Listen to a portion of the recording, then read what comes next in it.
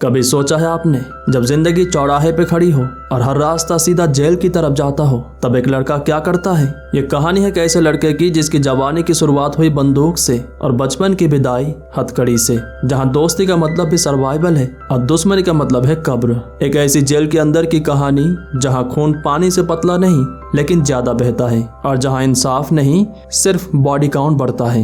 कहानी की शुरुआत में हम एक नौजवान को देखते हैं जिसका नाम है पुएक। वो जेल के अंदर अपने लिए चाकू तैयार कर रहा है। इसके बाद कहानी सीधा चली जाती है फ्लैशबैक में, जहां वही छोटा सा पुएक अपने टीचर के द्वारा पूछी गई एक सिंपल सा सवाल का जवाब नहीं दे पा रहा। एक सिंपल सा सवाल कि उसकी माँ जीने के लिए क्या करती है, पर वो बस चुपचाप खड़ा रहता है। उसकी ऐसी हालत देखकर सारे बच्चे उसकी मजाक उड़ा रहे होते हैं, लेकिन एक बच्ची जिसका नाम है पर, वो उसके लिए खड़ी होती है। उसके ऐसे अग्रेसिव बर्ताव के लिए टीचर उसे मारना शुरू करती है। यह देखकर पुएक अपनी माँ के बारे में बताना शुरू करता है। कहता है कि उसकी माँ ड्रग्स बेचकर अपनी गुजारा करती है। हाँ, वो गलत काम करती है, पर वो ये कभी नहीं चाहती कि उसका बेटा इसी दलदलों में फंसे। वो तो चाहती है कि वो पढ़ाई लिखाई करके एक बड़ा आदमी बने। फिर कहानी प्रेजेंट में आती है, जहाँ काउंसलर बार बार उसे एक खास दिन को याद करने के लिए कह रही होती है। वो जानना चाहती है कि आखिर उस दिन क्या हुआ था, पर पुएक कहता है कौन सा दिन। इस बात से गुस्सा होकर पास बैठा पुलिस ऑफिसर उसे मारना शुरू करते हैं। पुएक रोते हुए अपनी पूरी कहानी बताता है जो हमने आपको अभी बताया, लेकिन उसकी माँ ड्रग्स बेचने की वजह से पकड़ी जाती है और उसे 25 साल की सजा होती है। अपने माँ के बिना पुएक बिल्कुल अकेला हो जाता है। वो जहाँ रहता है वो जगह पूरी तरीके से अपराधियों से भरा पड़ा है। यहाँ लोग उसके माँ के बारे में उल्टी सीधी बातें कहते हैं, जो सुनकर उसे बहुत गुस्सा आता है। और फिर आता है वो खास दिन जिसके बारे में काउंसलर बात कर रही थी। एक दिन पुएक किसी मोहल्ले की एक दुकान में खड़ा हुआ है, जहाँ उसकी माँ के एक पुराने ड्रग कस्टमर भी मौजूद है। वो उसकी माँ के बारे में उल्टी सीधी बातें कहता है। इन सब बातों से तंग आकर पुएक उसकी गला पकड़ लेता है। तभी यहाँ पार आती है जो बड़ी मुश्किल से पुएक को पीछे ले आती है। इसी दौरान एक और आदमी उसकी माँ के बारे में उल्टी सीधी बातें कहना शुरू करता है। कहता है कि वो उसकी माँ के साथ सो चुका है। पुएक की दिमाग और भी ज्यादा गर्म हो जाता है, लेकिन अभी भी वो सिर्फ पार की वजह से चुपचाप है। फिर भी ये बदतमीज आदमी पार के बारे में भी उल्टी सीधी बातें कहना शुरू करता है। कहता है कि वो इसे पॉर्न स्टार बनाना चाहता है, इसके साथ सेक्स करना चाहता है। अब पुएक अपने आप को रोक नहीं पाता। वो बंदूक निकाल कर सीधा इस आदमी को ठोक देता है और आज इसी वजह से वो सलाखों के पीछे जाने वाला है। अब क्योंकि उसकी उम्र 18 साल से कम है, इसीलिए उसे यूथ करेक्शनल सेंटर भेजा जाता है। उसके साथ फ्ल्यूक नाम का एक और बंदा होता है जो थोड़ा सा लड़की टाइप है। इसके ऊपर इल्जाम होता है कि वो ड्रग्स बेचा करता था। यहाँ की वार्डन बहुत ही सख्त होते हैं। वो क्रिमिनल्स को सीधा करने के लिए किसी भी हद तक जा सकते हैं। वो इन दोनों को क्लोंगते ब्लॉक में भेजना चाहता है, लेकिन पुएक थॉर्नबुरी से है, इसीलिए वो कहता है कि आखिर उसे थॉर्नबुरी ब्लॉक में क्यों नहीं भेजा जा रहा। बस इसी बात से गुस्सा होकर वार्डन उसे पीटना शुरू करते हैं। इसके बाद इन्हें क्लोंगते ब्लॉक के हेड बियर के हाथों में सौंप दिया जाता है। यहाँ तक कि वार्डन खुद इन्हें सीधा करने के लिए कहता है। ये लोग बहुत ही बड़े क्रिमिनल्स होते हैं, लेकिन फिर भी यहाँ की वार्डन की फेवरेट है। वार्डन के निकलते ही बियर इन्हें तंग करना शुरू करता है। पहले तो वो पुएक की ब्रेसलेट ले लेता है, यहाँ तक कि उसकी जींस भी मांगता है। हालांकि पुएक देना तो नहीं चाहता, लेकिन फिर भी मजबूरी में उसे अपने जींस भी देना पड़ता है। पर उसे इन सब चीजों में कोई दिलचस्पी नहीं है, उसे तो बस इन्हें तंग करना था। दूसरी तरफ हमें थॉर्नबुरी ब्लॉक के मेंबर्स को दिखाया जाता है जो इनसे बहुत अलग है। इनके बीच हंसी मजाक चलता रहता है, खासकर ब्लॉक की हेड बांग और उसकी राइट हैंड फरांग के बीच। अब क्योंकि ये थॉर्नबुरी से है, इसीलिए वो पुएक के बारे में ही बात कर रहे होते हैं। उन्हें समझ नहीं आ रहा कि आखिर वो उनकी ब्लॉक में अभी तक पहुंचा क्यों नहीं। इधर बियर की राइट हैंड बॉय इन दोनों की बाल जबरदस्ती काट देता है। कहता है कि ये नियम के खिलाफ है। उसी दिन रात जब सभी सो रहे होते हैं, तब बियर के दिमाग में कुछ अलग ही खुराफाती आइडिया चल रही होती है। वो अपनी राइट हैंड बॉय को फ्ल्यूक को बुलाने भेजता है। वो फ्ल्यूक से कहता है कि बियर के पास उसके लिए कुछ खास काम है, जबकि पुएक से कहता है कि बियर उससे मसाज चाहता है, लेकिन पुएक जाने से मना कर देता है। फ्ल्यूक भी जाने से मना करता है, लेकिन जबरदस्ती करने पर उसे जाना पड़ता है। बियर उसे ब्लो जॉब देने के लिए कहता है, क्योंकि फ्ल्यूक गे है और उसे ऐसा करने में कोई प्रॉब्लम नहीं होना चाहिए। पर वो बियर से हाथ जोड़ के रिक्वेस्ट कर रहा होता है कि वो उसे ऐसा करने के लिए ना कहे, लेकिन बियर इस बात से गुस्सा हो जाता है। वो फ्ल्यूक को 3 ऑप्शन देता है। पहला कि वो उसे ब्लो जॉब दे, जिससे वो उसकी प्रॉपर्टी हो जाएगा। दूसरा, कोई उस पर हाथ भी नहीं लगाएगा। और दूसरा ऑप्शन, अगर वो ऐसा करने से मना करता है तो उसे यहाँ मौजूद सारे मेंबर्स में बांटा जाएगा। बिल्कुल पब्लिक प्रॉपर्टी की तरह, और वो बारी बारी उसका यौन शोषण करेंगे। या फिर तीसरा ऑप्शन, वो इनसे लड़ने की कोशिश करे और अपनी जान गंवा दे। ऐसे खतरनाक ऑप्शंस की वजह से फ्लिक उसे ब्लो जॉब देने के लिए मजबूर हो जाता है। और अब बारी आती है पुएक की। बियर की बातें ना मानने की वजह से उसके सारे गैंग मेंबर्स उसे बहुत मारते हैं। अगले दिन हम पुएक को देखते हैं जिसकी हालत बहुत खराब है।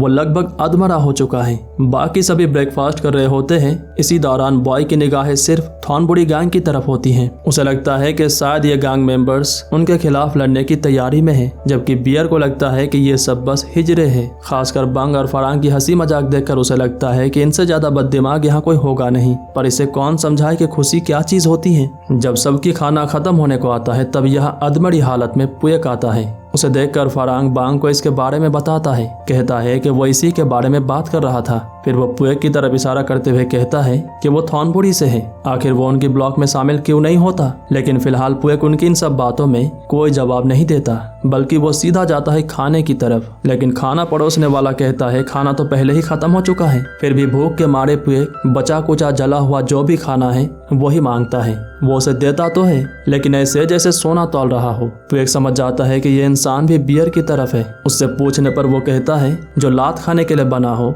उसे खाने की क्या जरूरत। आखिरकार जब वो खाना लेकर अपनी टेबल की तरफ जा रहा होता है तब बॉय उसके प्लेट को गिरा देता है। लेकिन फिर भी पुएक उससे कुछ नहीं कहता, बल्कि अपना गिरा हुआ खाना दोबारा अपनी प्लेट में उठाता है। ये तमाशा देखकर फरांग कहता है कि आखिर उसने फाइट बैक क्यों नहीं की। बांग कहता है कि अगर वो उसकी जगह पे होता तो वो भी ठीक ऐसा ही करता, क्योंकि लात खाने से अच्छा है खाना खाना। उसी दिन दोपहर जब पुएक नहा रहा होता है तभी उसके पास बियर अपनी पूरी गैंग के साथ आता है। वो इससे कहता है वो जो ये ठंडे पानी से नहा रहा है इसका बिल आता है, और वो जो सोने के लिए फैन इस्तेमाल करता है उसका भी बिल आता है, और आज उसे ये सारे बिल चुकाने होंगे अभी के अभी। पर यहाँ पैसों की बात नहीं हो रही। बॉय जबरदस्ती बियर के सामने उसे झुकाता है। फिर बियर एक जोरदार लात सीधा उसकी सीने पे मारता है। इसके बाद बियर फ्लिक को भी ठीक ऐसा ही करने के लिए कहता है, पर वो ऐसा करने से मना कर देता है क्योंकि वो उसे अपनी दोस्त मानता है। लेकिन बियर की जबरदस्ती करने की वजह से उसे ऐसा करना पड़ता है, पर उसकी ऐसी हल्की सी लात से वो बिल्कुल भी खुश नहीं होता। फिर से उसे जबरदस्ती जोर से हिट करने के लिए कहता है। तब ना चाहते हुए भी फ्लिक को ऐसा करना ही पड़ता है, और अब बॉय भी अपनी ताकत आजमाना चाहता है। वो पुएक को हिट करने ही वाला होता है, लेकिन वो अपने हाथों से उसे रोक देता है। इससे सारे गैंग मेंबर्स मिलकर उसे बहुत मारते हैं, इतना मारते हैं कि वो वही बेहोश हो जाता है। इस दौरान कहानी चली जाती है फ्लैशबैक में, जहां पुएक बॉक्सिंग कर रहा होता है, लेकिन ये मैच वो हार जाता है। घर पे उसकी मॉम उसे डांट रही होती है, कह रही होती है कि आखिर वो ये सब काम करता ही क्यों है, इस तरह से वो उसकी ध्यान नहीं रख पाएगी। तब पुएक इमोशनल होकर कहता है कि वो ड्रग्स के पैसे नहीं लेना चाहता, उसे मेहनत के पैसे चाहिए। पर उसकी माँ कहती है कि अगर वो ऐसा नहीं करेगी तो उनका घर कैसे चलेगा। इससे दोनों ही बहुत ही इमोशनल हो जाते हैं। फिर कहानी वर्तमान में आती है, जहां वार्डन पुएक पर पानी फेंक के उसे उठाता है। उसे धमकी देता है कि अगर वो 5 मिनट के अंदर लाइन में नहीं पहुंचा तो वो उसकी हालत इससे भी बदतर कर देगा। वार्डन के जाने के बाद यहाँ फ्लिक आता है, जो अपने बर्ताव के लिए उससे माफी मांगता है। फिर वो उसे खाने के लिए एक ऑरेंज देता है जो उसने किसी तरह से चुरा कर यहाँ लाया था। वो ये भी कहता है कि अगर वो सहते रहे तो ये जालिम लोग उन पर और ज्यादा जुल्म करते रहेंगे। इधर लाइनअप के दौरान वार्डन बियर से कहता है कि उसने पुएक को मारा तो सही, लेकिन उसे खाने के लिए ऑरेंज भी दिया। बियर समझ नहीं पा रहा कि आखिर वार्डन ऑरेंज के बारे में बात क्यों कर रहा है, जबकि उसने तो किसी को कुछ नहीं दिया था। तब वार्डन फ्लिक की तरफ इशारा करता है। गुस्से में बियर उसकी तरफ बढ़ता है, उसे मारना शुरू करता है, जबकि दूर से वार्डन बस ये तमाशा देख रहा होता है। अगले ही पल यहाँ पुएक आता है, जिसके चिल्लाते ही यह तमाशा रुक जाता है। लेकिन फ्लिक गुस्से में बियर के साथ 2-2 हाथ करने के लिए तैयार हो जाता है। पुएक उसे संभालता है। बियर उसके साथ भी बदतमीजी करने की कोशिश करता है, जिससे इन दोनों के बीच लड़ाई होने ही वाली होती है। लेकिन तभी बियर के बाकी लोग भी यहाँ आने लगते हैं। गुस्से में पुएक एक लात में ही बॉय को सुला देता है। इधर अचानक पीछे से बियर उस पर हमला करना शुरू करता है। उसे बचाने फरांग इस मैटर में इंटरफेयर करता है। वो इन दोनों को ही अपने ब्लॉक में ले जाना चाहता है। इंटरफेरेंस की वजह से दोनों गैंग के बीच तनाव बढ़ जाता है। तब मामले को संभालने यहाँ बांग आता है। वो फरांग से कहता है कि वो इन दोनों में से किसी एक को चूज करे, बाकी वो खुद संभाल लेगा। फरांग पुएक को चुनता है अब वो एक थॉर्नबुरी ब्लॉक में है, लेकिन उससे ये जरा भी बर्दाश्त नहीं हो रही कि आखिर उन्होंने उसकी जान क्यों बचाई जबकि फ्लिक को इसकी ज्यादा जरूरत थी। बांग उसे समझाता है कि फ्लिक इसकी तरह नहीं है, वो लोगों से लड़कर अपनी जान नहीं गंवाने वाला, लेकिन अगर वो उनके बीच रहता तो शायद कुछ ही दिनों में खत्म हो जाता। आखिरकार पुएक भी समझ जाता है और वो उनकी मदद के लिए उनके शुक्रगुजार होता है। फरांग उसे अपना चाकू देता है और कहता है कि इसे हमेशा अपने पास रखना, बाद में वो उसे सिखा देगा कि इस तरह की चाकू कैसे बनाया जाता है। इधर बियर के हाथों में फ्लिक की हालत बद से बदतर होती जा रही है। वैसे भी उसके यहाँ कोई नहीं है। पुएक के जाने के बाद वो और भी ज्यादा अकेला हो गया है। अगले दिन सुबह बांग और फरांग पुएक को जगाने की कोशिश कर रहे होते हैं, लेकिन अचानक वो उन पर हमला कर देता है। फरांग उसे संभालता है। बांग के हाथों में बस जरा सा खरोच आई होती है। दरअसल पुएक अभी भी अपने सदमे से नहीं निकला। उसे लगा था कि शायद ये बियर और उसके बाकी लोग हैं जो उसे दोबारा तंग करने आए हैं। खैर, अपने ऐसी बर्ताव के लिए वो उनसे माफी मांगता है। इनकी ब्लॉक में आने के बाद उसकी जिंदगी में बहुत सुधार आती है। वो इनके साथ घुलने मिलने लगता है, जबकि दूसरी तरफ बियर अपने सारे काम फ्लिक से करवाता है। उसका बस चले तो वो उससे अपनी पॉटी भी साफ करवाए। कुछ दिन बाद पुएक से मिलने उसकी गर्लफ्रेंड पार आती है। वो बताती है कि उसकी माँ की जेल के अंदर ही मौत हो चुकी है। इससे पुएक के दिल टूट जाता है, लेकिन जब पार कहती है कि इसके बाद से वो उससे मिलने नहीं आ सकती, इससे पुएक फूट फूट कर रोने लगता है। पार से बार बार रिक्वेस्ट कर रहा होता है कि वो उसे छोड़ के ना जाए। उन दोनों ने एक साथ जीने मरने की कसम खाई थी, फिर भी पार चली जाती है दोबारा वापस ना आने की इरादा लेकर। इधर बांग से मिलने उसके पिताजी आए होते हैं। वो चाहते हैं कि जब वो जेल से निकलेगा तो वो अपने अंकल के साथ रहे और वहाँ से अपनी बची कुची जो भी पढ़ाई है वो पूरी करे, लेकिन इससे बांग थोड़ा सा नाराज हो जाता है। वो समझ जाता है कि ये उसकी स्टेप मदर की चाल है। वो अपने पास उसे नहीं रखना चाहती, जबकि बांग अपने पिता के साथ ही रहना चाहता है। गुस्से में बांग अपने पिता से कहता है कि आखिर उन्होंने उसके लिए क्या किया है। वो तो अपनी बीबी के कहने पर अपने बेटे को भी दूर भेजने के लिए तैयार है। जवाब में उसके पिताजी कहते हैं उन्होंने उसके लिए क्या कुछ नहीं किया, अपने जमीन तक बेच दी और आज वो सलाखों के पीछे है सिर्फ खुद की गलती की वजह से। बांग को भी इसी बात का पश्चाताप है। वह ऐसी दुनिया में नहीं आना चाहता था और आज इसी बात की सजा काट रहा है। दूसरी तरफ बियर अपने लिए स्क्रू ड्राइवर से एक चाकू तैयार करता है। उसका दिमाग बस इन्हीं सब चीजों में लगा रहता है। फरांग को अकेला देखकर वो उसे मारने की कोशिश कर रहा होता है। तभी इसी तरह पुएक भी आ रहा होता है, जिसने अभी अभी अपनी जिंदगी में सब कुछ खो दिया है। वो ये तमाशा देखकर बियर और उसके लोगों पर टूट पड़ता है, लेकिन गार्ड्स की वजह से ये झमेला रुक जाता है। वो उन्हें जमीन पर लेटने के लिए कहते हैं। इसी तरह बांग भी आ रहा होता है, जो बियर के पास आकर लेट जाता है। वो बियर से पूछता है कि आखिर वो ये सब क्यों कर रहा है। जवाब में उसे बस बियर की धमकी भरी बातों के अलावा कुछ नहीं मिलता। बांग भी उसकी इन सब हरकतों से तंग आ चुका है। वो बियर से दोबारा पूछता है क्या वो सच में उनसे लड़ना चाहता है। बियर कहता है हाँ, बस तारीख के इंतजार है। उसी दिन रात फ्लिक पर अत्याचार शुरू हो जाती है। बियर के लोग उसके साथ सेक्स करना चाहते हैं। उसके मना करने पर जबरदस्ती की जाती है। फिर पहले तो बॉय और फिर एक एक करके सारे गैंग मेंबर्स मिलकर उसकी गैंग रेप कर देते हैं। फ्लिक के पास दर्द से चिल्लाने के अलावा कोई ऑप्शन नहीं बचता। इस दौरान कहानी चली जाती है फ्लैशबैक में, जहां फ्लिक एक लड़के के साथ है। वो इस लड़के से बहुत प्यार करता है, पर यह लड़का ड्रग्स बेचने की काम किया करता है, लेकिन इसके बारे में फ्लिक को कानों कान खबर नहीं होती। कुछ ही देर बाद इस लड़के को कोई कॉल करके कहता है कि पुलिस वाले उसके पीछे हैं, वो जहाँ भी है भाग जाए। ये लड़का जाने के लिए तैयार हो जाता है। फ्लिक के पूछने पर वो कहता है कि वो बहुत जल्द वापस आ जाएगा, चिंता करने की जरूरत नहीं है, लेकिन इससे ज्यादा वो उसे कुछ नहीं कहता। इस लड़के के निकलते ही 2 मिनट के अंदर पुलिस वाले फ्लिक के रूम में आते हैं। उसके पूरे रूम की तलाशी ली जाती है, जहां ड्रग्स मिल जाते हैं। ड्रग्स बेचने के जुर्म में उसे गिरफ्तार कर लिया जाता है। उसे इस बात से बहुत ही तकलीफ होती है कि जिससे वो सबसे ज्यादा प्यार करता था उसने ही उसे धोखा दिया, और आज इसी झूठी जुर्म की वजह से वो जेल में ऐसी बदतर हालत से गुजर रहा है। यहाँ बियर के पास कुछ ब्लेड सप्लाई की जाती है, जिन्हें देखते ही वो कहता है तुम पूरे लोहे से भर जाओगे। फिर उसकी एक आदमी ब्लेड्स की चूड़न बनाना शुरू करता है। उनकी ये बातचीत अधमरा पड़ा हुआ फ्लिक सुन लेता है। अगले दिन ब्रेकफास्ट के दौरान सभी बहुत ही खुश होते हैं, हमेशा की तरह, लेकिन इन्हें ऐसा करते हुए देखकर आज सबसे ज्यादा खुशी होती है बियर को। सब खाना खाने शुरू करने ही वाले होते हैं, जबकि बियर की निगाहें सिर्फ उन्हीं की तरफ होती हैं। लेकिन इससे पहले पुएक खाना शुरू करता यहाँ फ्लिक आता है और उसकी प्लेट अपने हाथों में ले लेता है। उसे खाना भी शुरू करता है और अगले ही पल तड़पते हुए जमीन पे गिर जाता है।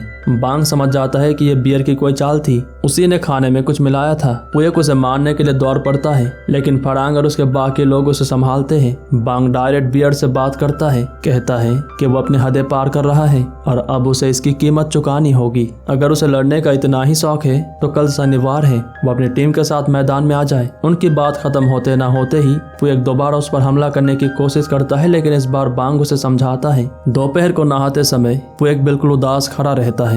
बांग उसे समझाता है कि फ्लिक के साथ जो भी हुआ इसमें उसकी कोई गलती नहीं है। कल शायद उसकी बारी हो या फिर इसकी, यही तो जेल की जिंदगी है। लेकिन ऐसी जेल की जिंदगी में भी वो हर पल को जीना चाहते हैं, जैसे अभी उसकी एक आदमी पानी में खेलना चाहता है। इसीलिए बांग गार्ड से परमिशन लेता है और फिर ये सभी पानी में बहुत मजे करते हैं। फिर कुछ ही देर बाद दोनों टीम आमने सामने होते हैं। इनके बीच देखते ना देखते ही लड़ाई शुरू हो जाती है। बांग और बियर की लड़ाई में हमें दिखाया जाता है कि बांग बियर को चाकू मारता है, लेकिन उसे कुछ नहीं होता। दरअसल बियर आर्मर पहना हुआ है, जबकि ये नियम के खिलाफ है। इसी मौके का गलत फायदा उठाकर वो बांग को 3-4 बार चाकू मार देता है। दूसरी तरफ पुएक बॉय को मारने ही वाला होता है, लेकिन तभी यहाँ गार्ड्स पहुंच जाते हैं। सब जमीन पे लेट जाते हैं। फिर वार्डन सबको मार मार कर कह रहा होता है, लड़ने का बड़ा शौक है तेरे को, हाँ? खैर, इस तमाशे के बाद दोनों टीम अपनी अपनी ब्लॉक में चले जाते हैं। सभी आराम कर रहे होते हैं, जबकि बांग को देखकर ही समझ आ रहा है कि उसके साथ कुछ तो हुआ है।